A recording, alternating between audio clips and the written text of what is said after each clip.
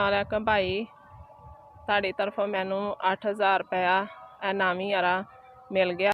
अस्सलाम वालेकुम भाई, मेरा नाम आपदा है, मेरे 4 बच्चे ने, मैं बेवा है। तेरी तरफों मैनू नामी यार 8000 रुपया मिल गए। अल्लाह पाक ताड़ी तंदुरुस्ती दे, अल्लाह पाक ताड़ी सेहत दे, अल्लाह पाक ताड़ी लम्मी जिंदगी दे, अल्लाह पाक ताड़े कारोबार च बरकत पाए, अल्लाह पाक तुहानू ज़्यादा तो ज़्यादा दे। इस तरह ही तुसीं साडी मदद करते रहो, साड़ियां बड़ियां ज़रूरतां पूरियां हो जांदियां ने इन्हां दे नाल। दफा 2 बच्चे ठीक नहीं सन है, पिछले महीने मैनू ताड़ी तरफों पैसे गए सन। मैं उन्हां दियां दवाइयां लईयां, डॉक्टरां नूं 15 दिन चैकअप करवाउंदी रही, उन्हां दियां 15-15 दिन दवाइयां लईयां।